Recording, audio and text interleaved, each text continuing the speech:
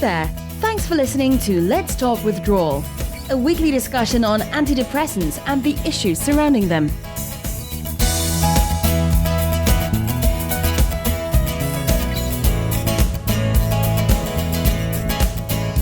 Hello, this is James. Welcome to episode 16 of Let's Talk Withdrawal, a weekly podcast discussing antidepressants and mental health. A little later, I'll be going through some of your feedback. Thanks so much for getting in touch, and please keep your messages coming. I'd love to hear from you. But first, we have an interview with Megan. Megan lives in the USA, and she tells us about how she came into contact with psychiatric medications and how she approached her withdrawal.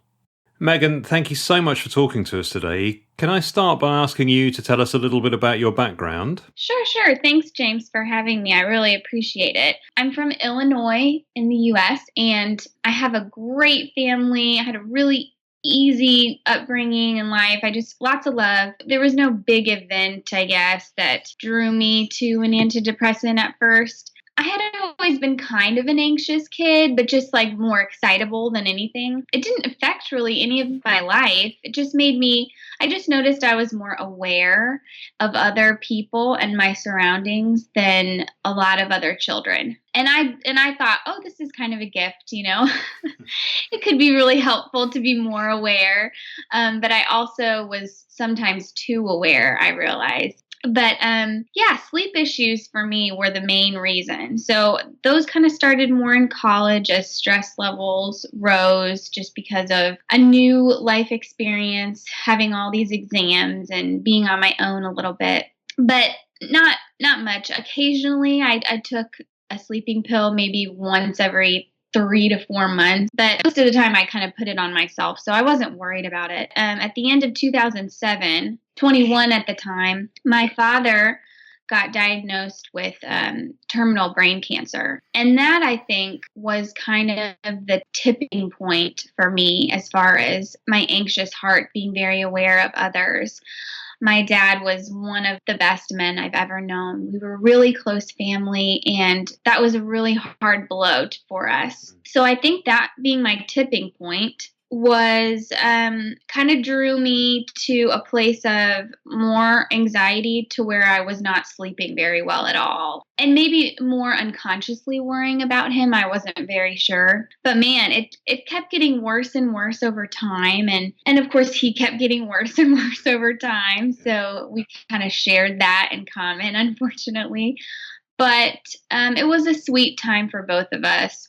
We kind of just prayed a lot together and clung to one another during, a period that not many people get to go through together, just of really poor health. So in 2009, he kind of just really plummeted and couldn't see. It was rough. And I was in my senior year in college. So again, that's a little bit stressful as well. And everything just kind of blew up for me. Yeah, so ultimately, I was an insomniac. I wasn't sleeping at all for like a month. And so I went to the doctor and they put me on sleeping pills, but it wasn't really working. So they prescribed a medicine to me, and I did not even know that it was an antidepressant. I had no idea. I was young. I'd never been on medication besides antibiotics before. So she put me on paroxetine. And I will say that it made things worse for about 2 months, just worse. And so that's kind of where I got started on it. And then my father passed away in October of 2009. So I continued to take it because I was afraid that if I didn't, I would kind of have an even worse reaction with all the grief and everything. So that's kind of where I started. Thank you, Megan. I'm so sorry to hear about your dad. That must have been really tough for you and your family to go through. And Megan, when you started your antidepressant, did you experience much by way of side effects? It was hard to tell what was side effects because I still wasn't sleeping, but I could tell that when I would go from taking it to, I forgot to get my prescription refilled. I think there was 4 days. And I felt my heart racing those 4 days. And I just thought, it's because I haven't slept in a while. But really, I think that was the beginning of me realizing what withdrawal would look like, just because I hadn't put it in my system for a couple days. And having got established on your antidepressant, how long were you taking it before you were having thoughts of stopping it? I would say 2 years into it, I was kind of at the lowest pharmaceutical dose that they give you. And my sleep started to get worse. My anxiety started to get worse. So I asked my new doctor, because I had been moved, hey, do you think it would be beneficial for me to stop taking this just to see if it would help me sleep better? And she said, sure, why not?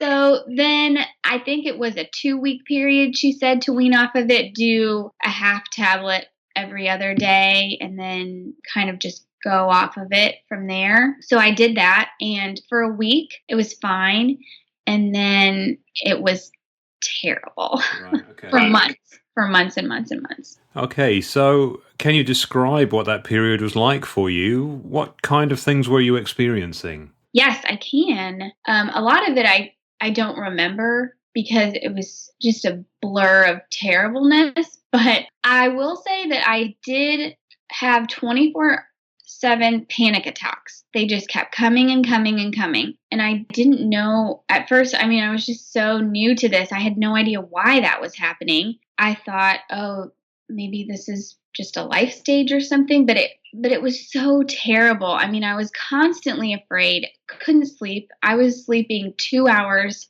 a week for an entire month. And so my body and my brain were just exhausted and fried. So it didn't even occur to me that this was because of the medicine. I just was trying to live, moment by moment. And the big symptom for me that I thought was me and not the withdrawal was suicidal thoughts. Lots and lots of suicidal thoughts. I had never, ever entertained that possibility in my life before, and that is what scared me the most. I thought, wow, I'm a different I just was scared. I didn't know myself anymore at that point. Getting to tell my husband and my mom and my sisters about that, they were just like, well, don't you want to live for us? And I'm like, I don't know. I've never had these thoughts before, but I can't live like this. I was just deteriorating. Yeah. So I was seeking counseling. I had a really good support system, but nobody understood this, right? Nobody had been here. So they just thought, oh, she doesn't want to live. Her life's just not good enough to live. But that wasn't it at all. It was not even me. So that was the biggest scary symptom for me. My mom had to come live with us for 2 weeks because I could not work. I could barely move around. And a lot of new medication was forced down my throat to try to just get through this period. Yeah. And eventually I went to another doctor who was like, oh, well, you were just on too low of a dose. We need to up your dose of the antidepressant. And of course, I didn't know what the medication had been doing to me. So I thought, if this will eliminate what I'm experiencing, let's do it. Absolutely. Yeah. Give me that prescription. So I did. But unfortunately, as many people who have been on antidepressants know, it takes about 4 to 6 weeks for those effects to really, register in our brains. Yeah. So even after I got the medication, it was still really rough for about another month. So I was off work for 3 months, but eventually it got better. Thank you. And so you did manage to come off for a period, but then were put back on the same drug at a higher dose. Is that right? Yes. So I was on paroxetine 10 milligrams for 2 years approximately. And then that's what I went off of the first time. Yeah. And then they put me on paroxetine 20 milligrams. So it was double the dose. Yeah. And it did work. It made me feel a euphoria after those 4 weeks, like, oh, wow. And, kind of numb, but like in a weird space. But it was better than the hellish withdrawal symptoms. So I was praising the Lord, And how did you feel about being put back on the medication? Did you feel stuck or were you happy to continue it?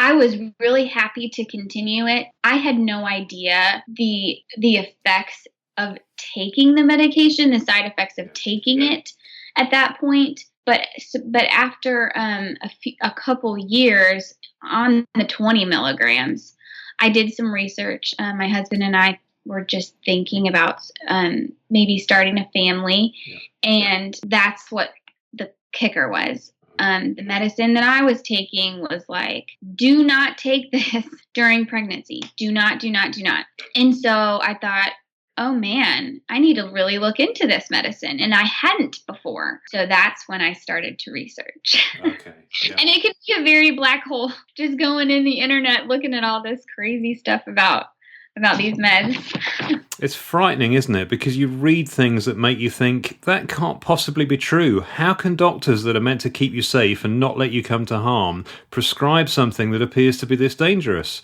But the more you look, the more people you find who are experiencing exactly the same things. Yes, that's the thing. There was this whole community of people that were saying exactly what you said. How did I get here? How did the doctors let me get here? Because a lot of America and the world, I learned, is just so quick to say, this is my doctor. They have my best interest. They know so much more than I do. I'm going to accept what they say as infallible truth. This will only help me. I agree, and I've experienced the same. I went to my doctors for help, not to be given a whole load of extra health challenges to deal with. So, Megan, what happened next? So after I had done a lot more research, I started to become kind of angry. And I thought, okay, well, I'm going to get off of this. So I looked back at my first time and I realized that to be withdrawal, which was a big step. Then looking at, okay, making another plan to come off of it slower. That was my main takeaway from what I was getting online from other people. Take it very slow. Yeah. And I realized, 2 weeks is not slow. What I did before was definitely not slow. My brain completely was withdrawing from a substance that had been given for 2 years. So that made sense. So this time I decided instead of just going off of it, I would switch to another medicine. And the other one I wanted to switch to is called buspirone. That's the generic name for it. It's mainly anxiety. It's not full-on SSRI antidepressant. So I thought, okay, well, I only need the anxiety part because I was never depressed. Yeah. I've never been depressed. Only because of this medicine am I depressed. So I thought, okay, I'll switch to an anxiety medicine. Well, I planned out this time period of, I think, 4 months of which and I thought, okay, that's much longer than 2 weeks. This should be really good. And so I kind of went from 20 to 15 and stayed on 15 for like a month or two, and then went down by increments of 5 until I hit 10. And then I went to 8, and then I was going to go to 5, and then I was just going to hop off at 5 milligrams. Well, I made it to 8 milligrams for 2 weeks. I remember it was Thanksgiving Day, and I actually had a really great time during my tapering process that moment. I felt great. I was exercising and eating well just to aid in the coming off of this. And so Thanksgiving night, we were staying at a friend's, and I went from 0 to 60 in a matter of seconds. It was like that twinge of anxiety that I hadn't felt since I had withdrawn the first time popped up into my head. And then, of course, it's partially psychological because I just snowballed a little bit. Oh, no, this is happening again. And sure enough, it did. It wasn't as intense the first time, and I believe that was because I was still on 8 milligrams. I was still taking it. But even still taking it, I couldn't sleep.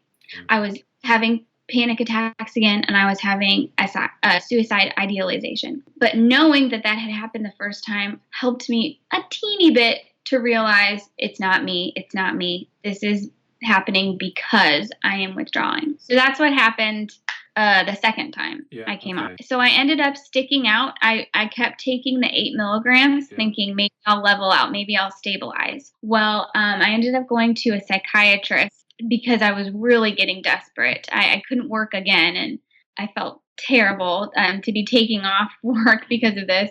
So I just wanted to try to stabilize. Well, the doctor then prescribed me. I'd never seen this doctor before. He prescribed me 3 other medicines to be taking on top of what I was already taking, the paroxetine and the buspirone, because I was switching to it. And then he prescribes 3 more medicines. And I'm telling you, I felt like I was in the twilight zone on these meds.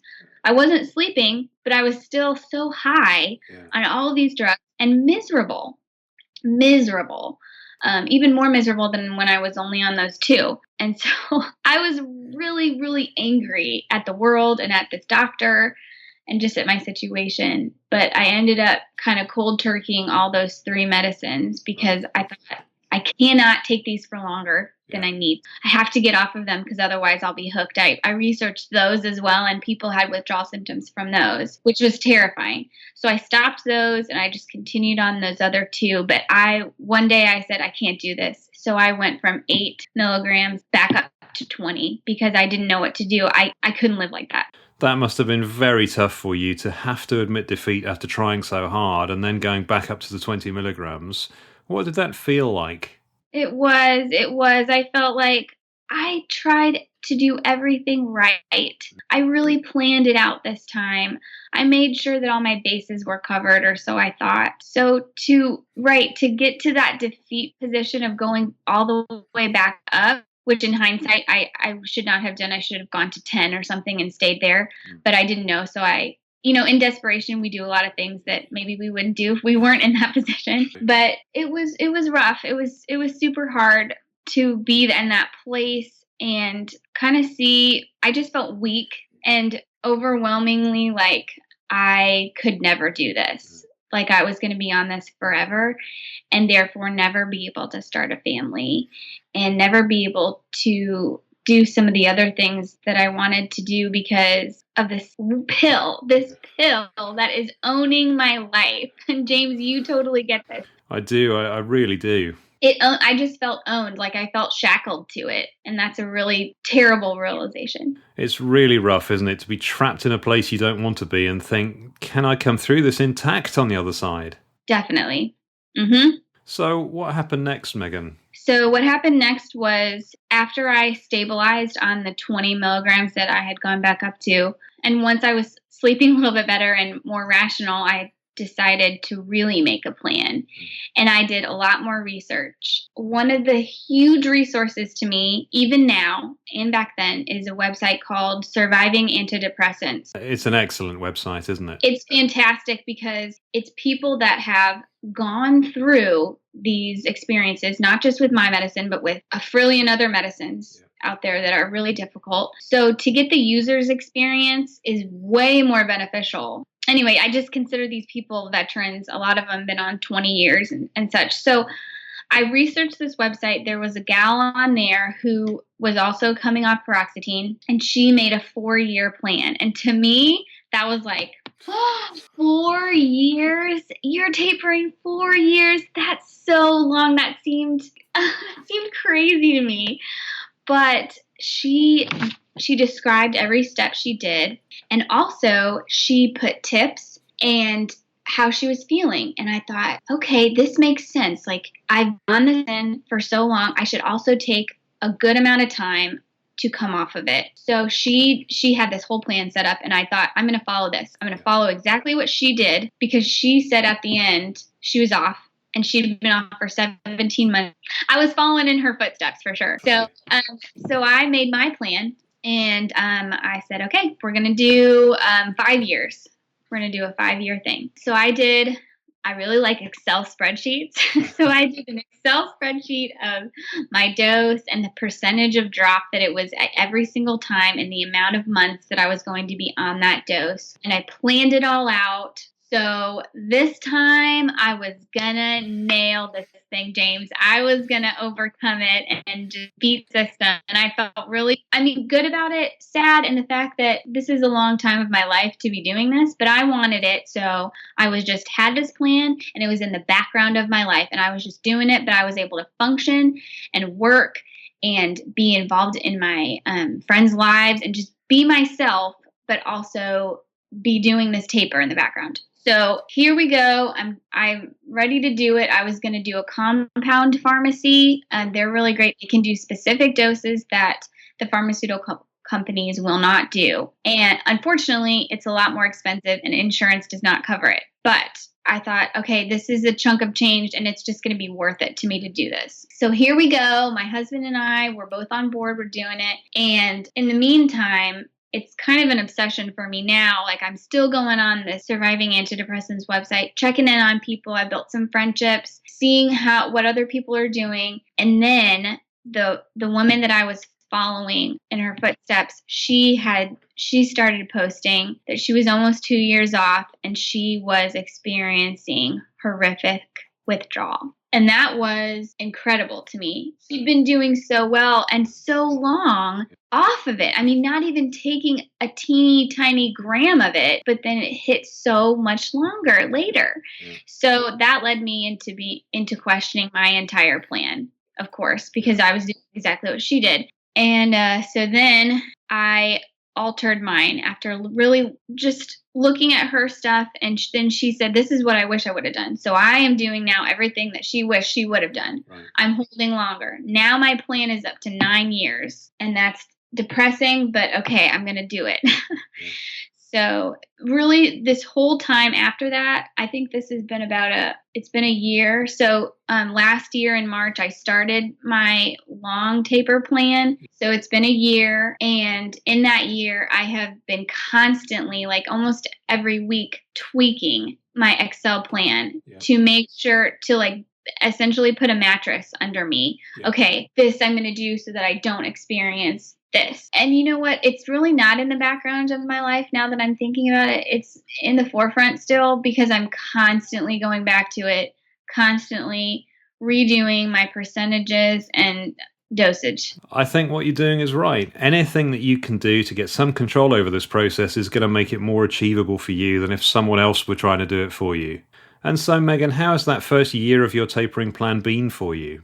I've got on fairly well, I would say. It's had its ups and downs. Of course, the first 2 times, which is so good. So it just depends on, right now I'm at 14 milligrams.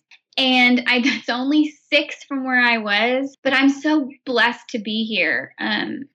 6 milligrams later. This month in particular has been hard. Going from 15 milligrams, which I held 15 for 4 months, just to kind of let my central nervous system rest a bit. Coming from that to 14 was a little bit more rough than I wanted it to be. I've been having to take some sleeping medicine just to, it takes about 4 days for a new dose to register. This is just what I've read. So it's been a week on 14, and I'm hoping in the next couple of days it'll just kind of level out and I'll be in a better place. But overall, it's been good. It's been in the background. Christmas time was a little bit hard. It's always difficult to go travel while doing this because being in a new place and not having a specific routine, that kind of triggers me just a little bit with the sleep issues and a little bit of anxiety. Again, nothing I had before I started this medicine. So I just try to over prepare when I go travel, just like bring some extra sleeping pills just in case I'm really... And I used to bring benzodiazepines in case, but I've since stopped doing that because I realized that's a very slippery slope for a lot of people at the SA site. Yeah. They say, don't do that. To mix those two is not good. So I try to not do that. I think that's very sensible. Megan, you sound really positive that you've got a plan. You sound really focused and determined to get where you want to, and you've given yourself a sensible timescale to get there. I think that's excellent. Megan, can I ask, if you had a friend who was considering taking an antidepressant, what would you say to them? Oh, goodness. So many things. I'll condense it for you. I would say, and this is just coming from me, obviously I'm not a doctor. I would say wait at least 6 months, research your options, go to Surviving Antidepressants website, and for the medicine that you're thinking about trying or anything that you're thinking about trying, look at these people's experiences. Obviously, everyone is different. Some people have a breeze getting off of these, and I'm overjoyed for them. I mean, that's so good that some people don't suffer.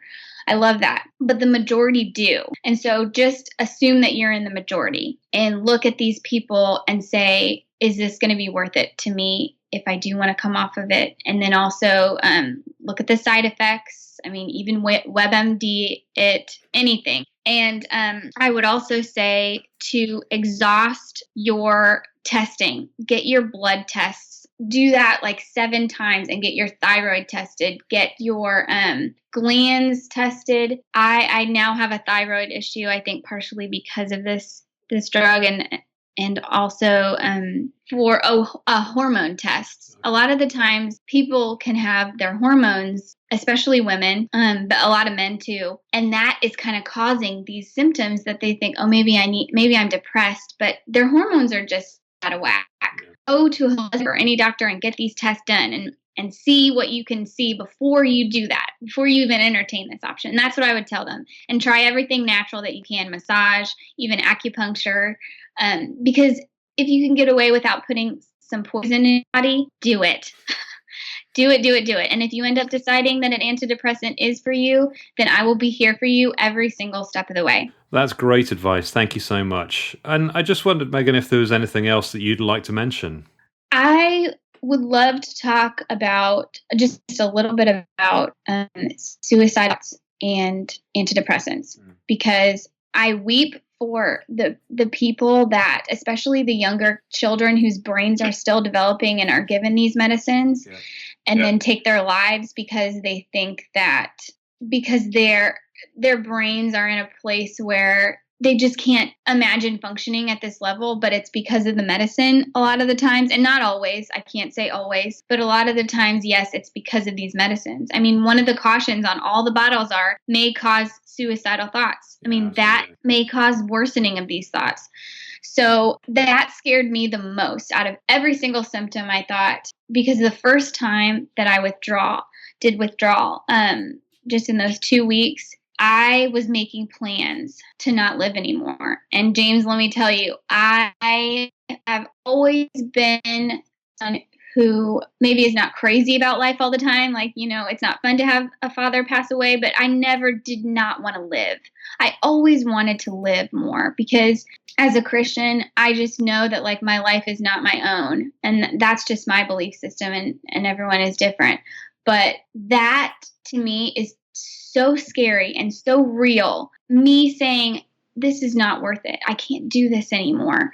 And so I want to just encourage anyone who is at that place to try. I know it's so hard to be logical and rational when you're in that place. So very hard. But to the best of your ability, get with a good friend and tell them everything that you're thinking, or a counselor or somebody, because it's not long lasting. Yeah. It will go away. It's not forever.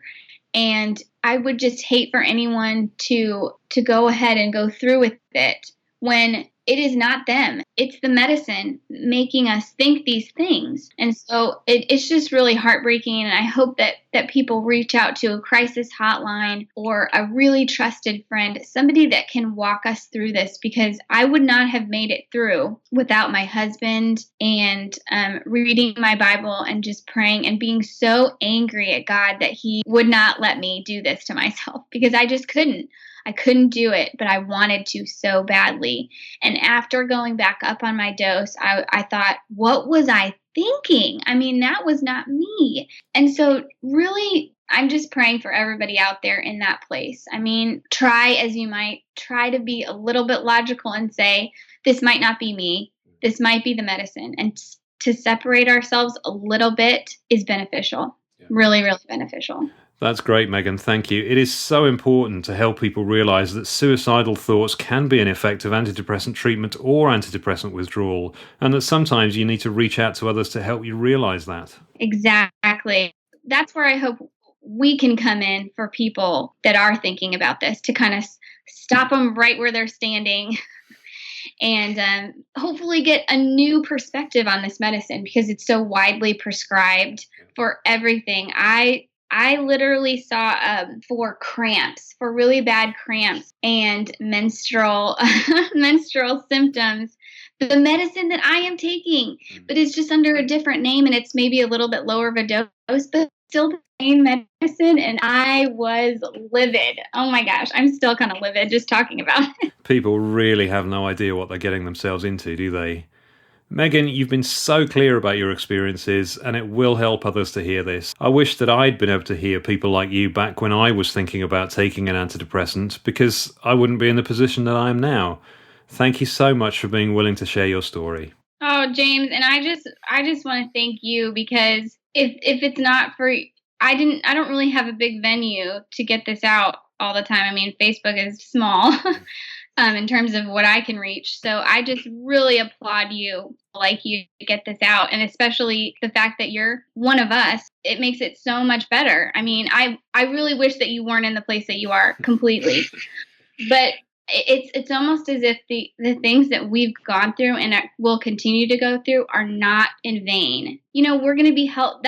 That's what I just have to think. If all this comes down to helping one person say no to Paxil, then I'm going to be so happy. Me too. Thank you so much, Megan.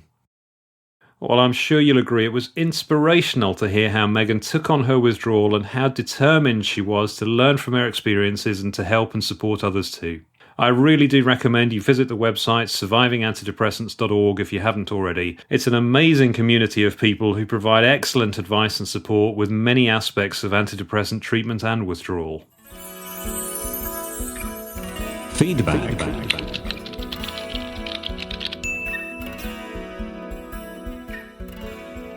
Thank you so much for getting in touch and giving me your feedback. It's great to know that you are finding the podcast interesting and informative. As I'm sure you can imagine, there's been quite a lot of feedback on last week's interview with Robert Whittaker. Rob writes, "Outstanding interview with very useful questions. As a clinical psychologist in the reform movement for many years, I love to see institutionalized psychiatry held accountable like this and the drug companies similarly exposed."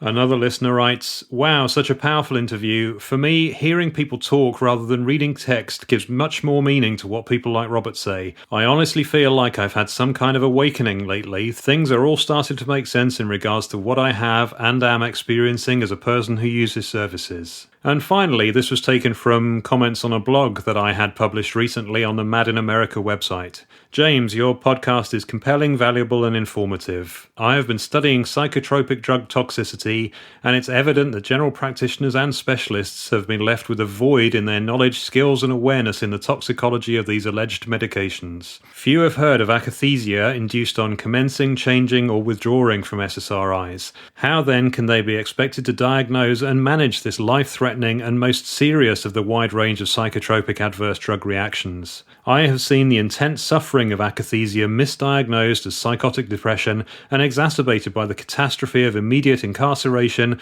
and enforced drugging with fluoxetine and olanzapine. Should a greater awareness and understanding be forthcoming, your podcast would, in my personal opinion, as a hospital consultant who trained future general practitioners for over 30 years, be an excellent discussion, teaching and learning tool both in general practice training and continuing medical education. Thank you for this valuable opportunity to further address such a dangerous and profound failure in our duty as doctors to prescribe safely and with appropriate and adequate knowledge of adverse drug reactions." Well, thank you so much to all of you for getting in touch and for your feedback. I'm so grateful for each and every message I receive and for your continued support and encouragement with the podcast. Also, I wanted to let you know about an upcoming event, Life 2.0 3 Principles Conference, an easier life through a simple understanding of the mind. This is a 3-day conference being held from the 21st to the 23rd of May in London. This conference is about pointing people to their innate health and resilience and is open to anyone interested in an alternative paradigm. The conference also includes a health professionals seminar on the final day titled Examining the Potential for Wellbeing and Resilience both in ourselves and our patients. If you're interested to find out more, please go to this website, 3pconference.org. That's the number 3, pconference.org, or simply search Google using the words 3 Principles Conference. I also wanted to mention this petition on behalf of the Recovery and Renewal Group. This petition to the Scottish Parliament is intended to raise political, press and public awareness of the plight of individuals who are affected by dependence on and withdrawal from prescribed antidepressants and benzodiazepines, and specifically to ask the Scottish Government to support the British Medical Association's UK-wide call for action to provide timely and appropriate support for individuals affected. People from any country can sign in support of the petition, and you can add your own comments too, either directly on the petition or you can email them to petitions@parliament.scot until the 10th of May 2017. Thereafter, the petition will be formally lodged for further investigation and consideration by the Scottish Parliament Public Pensions Committee. There is a direct link to the petition on my own website, jfmore.co.uk. Just go to the links docs page and it's right at the top. If you have any questions about the petition, you can contact Marion by emailing recoveryandrenewal@gmail.com, or you can tweet @recover2renew. That's @recover2renew. Please support and sign this petition because it's really important to raise awareness of this issue. Finally, if you're struggling with withdrawal yourself and don't know where to turn, there are some excellent resources listed on my website, jfmoore.co.uk. Please go and have a look. Please do not increase, decrease, or stop your psychoactive prescription medication without the advice and support of a medical or mental health professional. Thank you so much for listening. Please come back next week for another episode, and until next time, take care.